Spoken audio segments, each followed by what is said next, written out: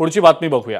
काँग्रेसचे आमदार रवींद्र धंगेकर यांनी आज ससून रुग्णालयाच्या डीनची भेट घेतली। दबावाला बळी पडू नका अशी सूचना त्यांनी रुग्णालयाच्या डीनना केलेली आहे। तसंच मंत्र्यांच्या जवळचे असल्याने डॉक्टर तावरे यांना पद मिळालं असा आरोप देखील त्यांनी केला।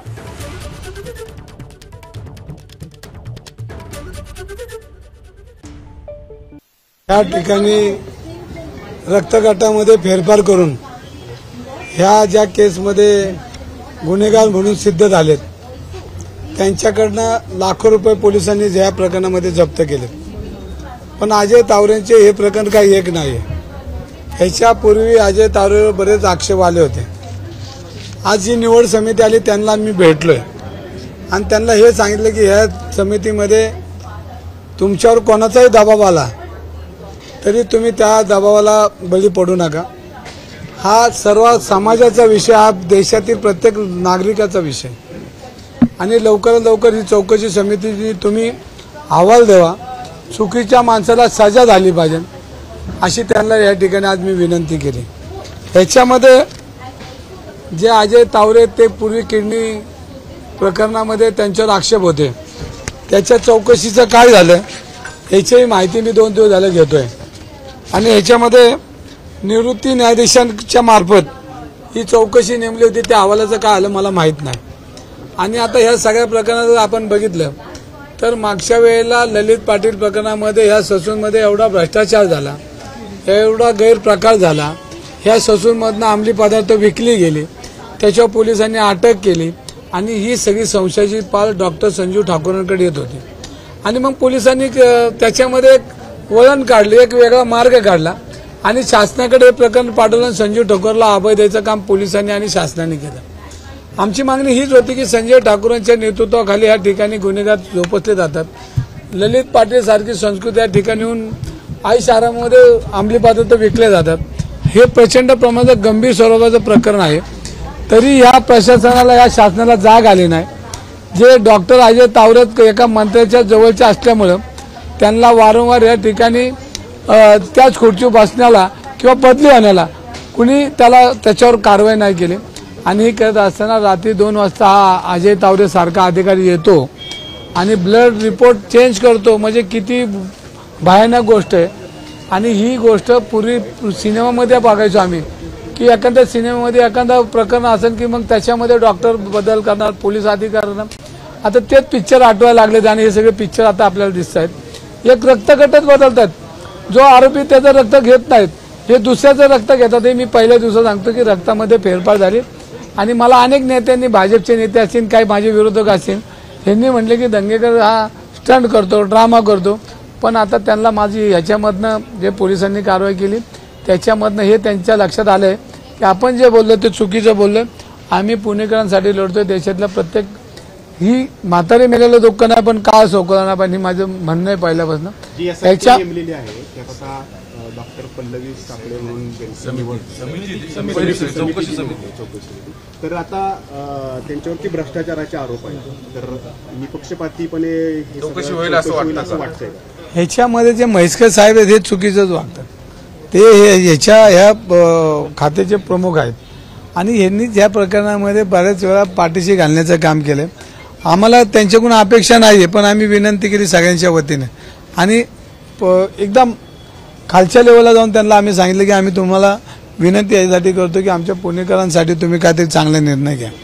आणि हे सगळं सडलेलं किडलेलं शासन आहे, ह्याच्यामध्ये आम्हाला बदल दिसत नाही। पण शेवटी सिस्टीमच्या बरोबर आम्हाला जावं लागतं, त्यांच्याशी बोलावं लागतं आणि बोलल्यानंतर त्यांचे सगळे आम्ही आरसे दाखवतोय।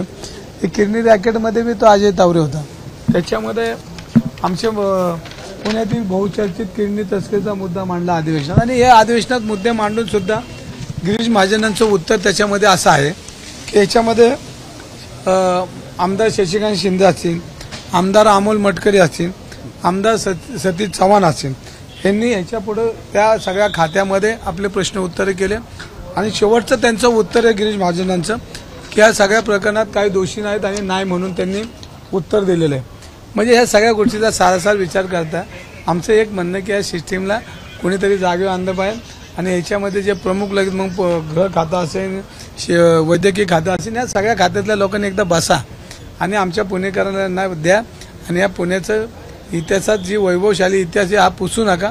ह्याच्यासाठी पब संस्कृती मिटली पाहिजे, अंमली पदार्थ मिटले पाहिजे, हुक्का पार्लर संपलं पाहिजे. आणि ज्या पद्धतीने तुम्ही चुकीच्या परवानग्या देताय आणि पुणे शहराच्या कुटुंबाला तुम्ही धारेवर धरण्याचं काम ह्या सिस्टीममधनं करताय ते करू नका अशी आम्ही विनंती केली. आज या ठिकाणी जे लवकरात लवकर हा जर आला नाही तर लोकशाही पद्धतीने आम्ही या ठिकाणी परत आंदोलन करायला तयार आहे. बामसेचे महाराष्ट्राचे संचलन हे या आलेले आमचे विजू भाऊ करत आम्ही सगळी मंडळी ही समाजासाठी काम करणार आहेत आणि आम्ही ह्यामध्ये महाराष्ट्रभरात मोठं आंदोलन घेणार आहोत. मुश्रीफ म्हणाले की तुम्ही माफी मागा नाही तर अब्रू नुकसानीचा दावा ठोकणार, तर तयार तुमची काय तयारी? याच्यामध्ये हसन मुश्रीफ ज्येष्ठ नेते ते का राष्ट्रवादी सोडून पळून गेले आपल्या सगळ्यांना माहिती, कशाला गेले हे आपल्याला माहिती, ही वस्तुस्थिती. पण ते आदरणीय आहेत. मी त्यांना काल विनंती म्हणजे तुमच्या माध्यमातून विनंती करतो, मी माफी नाही दंडवट करणार, पाया पडेल त्यांच्या. पण ते कधी पडेल की आमच्या पुण्यामध्ये पब संस्कृती संपली तर मी ते म्हणतील त्याच्या पाया पडेल आणि ते तर पाया पडण्यासारखंच व्यक्तिमत्व आहे. पण ते का गेलं हे तुम्हालाही माहिती आहे. म्हणजे त्यांनी माफी नाही, पण मला हे माफी मागण्यामध्ये ते म्हणले की मी आबरू नुकसान भरपाई दावा दाखल करतो. माझ्याकडे काय द्यायला त्यांनी करावे आणि शेवटचं त्यांचे काय मला कोर्ट सजा देईन ते मी जेलमध्ये काढा हे मी त्यांना यातनं विनंती. महेशकरांवर कारवाई करा. महेशकर महत्वाचे आहेत. हिंदी में बोल देना कि आप पहले से इस विषय को लगा रखे हो, अभी आपके अंदर बैठे हुए एक्झॅक्टली क्या हुआ. आणि दुसरं असं आज त्या पोलिसांनी सांगितलं की एका लोकसेवकाच्या सांगण्यावरून तावरेने सॅम्पल बदल. तो लोकसेवक कोण आहे नेमका? बघा आता चौकशीला जो अधिकारी आता आहे त्याचे मी मनापासून आभार मानेन, कारण त्यांनी आतापर्यंत तपास बऱ्यापैकी आणलाय. पण ह्याच्यामध्ये त्याच्यावर आता आजपासून कालपासून कोणाचा त्याच्यावर प्रेशर येते हा महत्वाचा भाग आहे. आणि याच्यामध्ये प्रेशर न येता सखोल चौकशी झाली पाहिजे, दूध का दूध पाणी का पाणी झालं पाहिजे हे माझं मत आहे. आणि याच्यामध्ये अनेक पोलीस अधिकारी ह्याच्यामध्ये काम करतात.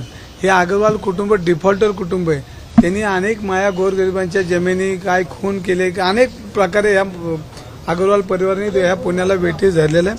पोलिसांनी त्याच्याकडे बी हे सगळं लक्ष द्यावं आणि याच्यामध्ये ज्यांनी काय आता तपास अधिकारी धन्यवाद ह्याच्यासाठी देईल की आतापर्यंत तपास जिथपर्यंत बऱ्यापैकी चाललाय, पण त्याला गती द्यावी आणि हा त्यांच्या खुर्चीला त्यांनी न्याय द्यावा अशी मी बोलतो. एबीपी माझा, उघडा डोळे बघा नीट.